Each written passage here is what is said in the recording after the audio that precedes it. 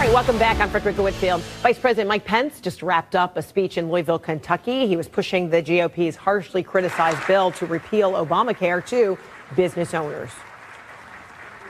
And most importantly of all, the top priority the president gave us, to work with members of Congress and make sure that the Obamacare nightmare is about to end. All right, joining me right now is Congressman Andy Barr of Kentucky, who was at that event. Good to see you, Congressman. You support the new plan, but you do admit that it's not perfect. So what adjustments do you believe should be made? Well, I think it's a good first start, Frederica, and we were very happy to welcome the Vice President here to Kentucky today to talk about what Republicans and millions of Democrats in this country are united about. And what we're united about is that Obamacare is a failed law, and it's hurting the American people. Right here in Kentucky, even though Kentucky has been cited as an example of Obamacare's success, the truth of the matter is that many Kentuckians have fewer choices. Premiums are skyrocketing. Deductibles are skyrocketing here. People are losing their health insurance plans. And the largest insurer that's headquartered right here in Louisville, Kentucky, Humana, signaled that they are going to pull out of the exchange here in Kentucky. So what we're united about is that we need to keep our promises. Sorry to interrupt, but the argument being made by those who are advocates of the Affordable Care Act say that enrollment is still high. So how can you call it a failure when there are large numbers of people who are still signing up to get it, particularly because they're worried about what may happen right around the corner? Well, you know, expansion of coverage is a good thing, but nominal coverage is not the same thing to access to meaningful health care. For example, many doctors and healthcare providers are not participating in the expanded Medicaid. And so access to a waiting line is not really access to healthcare, especially for people with pre-existing conditions and chronic diseases. If you can't get access to the kind of specialists that actually treat those conditions, then nominal coverage is not good enough. And so for those individuals who have health insurance, just to finish the thought. Yeah, I'm sorry. For those individuals who have coverage for the first time in their lives, that's a great thing. We applaud that, but we want something better for them. We want them to not only have nominal coverage, but when they actually need to see a doctor, they can go see a doctor that can help them. All right, my apologies for interrupting. So if 31, states accepted funds for Medicaid expansion, and this plan is saying, in large part, that kind of funding needs to go, what is the alternative? What happens? Right. Well, two things. First of all, we're not pulling the rug out from under anyone. This is a smooth and stable transition to a new and better system. And for those individuals who had Medicaid before, we're going to provide them an alternative to choose from, and that would be these tax credits, so that it's not health plans that are mandated by the federal government. Instead, it is empowering patients to choose a health plan that's right for them, so that they can take these tax credits and go into the market. They can go on an exchange, off an exchange. They can shop across state lines and find a plan that's best for them, that meets their particular health care needs and their particular cost sensitivities.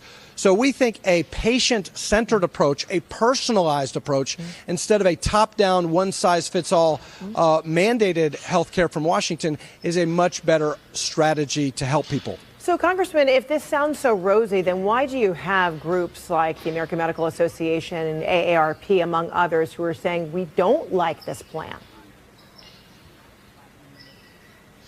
Well, I can't speak for them, but what I can tell you is what many Kentuckians and Americans across this country are asking us to do, which is to definitely move away from Obamacare, which is actively hurting people. So 25% increase in health insurance premiums last year alone. Nearly a third of all Americans have only one choice of a health care plan. That's not something that anyone wants to defend. And here in Kentucky, almost 50% of Kentuckians only have one choice. So we want more competition and more choices. We think that in the long run, that will be better for millions of Americans. So here's your fellow Republican Congressman, Jim Jordan, who says this new plan is not the way to go. Listen. We're with the American people, and we're going to do what we told them we were going to do. And to set this up as a binary choice, we just got this bill 72 hours ago. The American people first saw this bill 72 hours ago. And to say that we can amend it, change it, and make it right, that just doesn't make, that's not how the legislative process works. So essentially, Representative Jordan is saying, what is the rush? What's your response?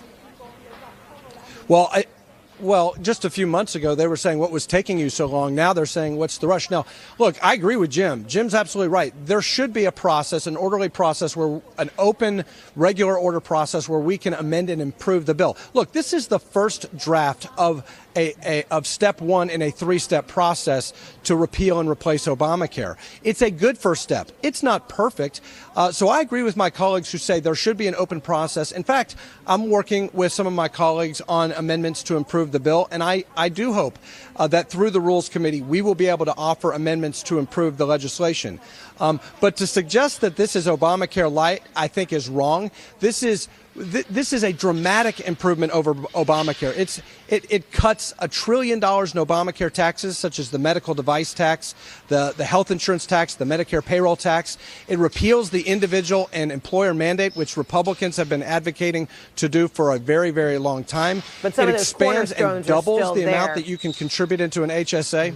The cornerstones that make it particularly well, no, I wouldn't popular, say that though, at all. we're talking about. No, I mean, in terms of pre-existing conditions and children up to 26 being able to stay on, I mean, those are cornerstones that have made Affordable Care Act so popular, and those remain, is your point and the point of other advocates. They will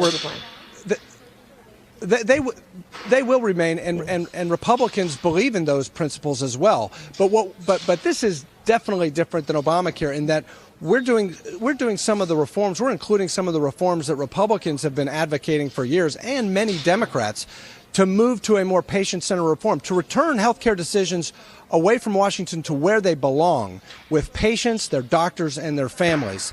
And so I just disagree respectfully with anyone who would characterize this as Obamacare light.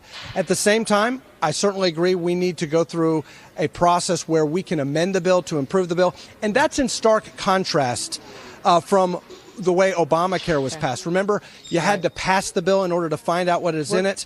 That's not the approach we're taking. This is the first of three step-by-step phases.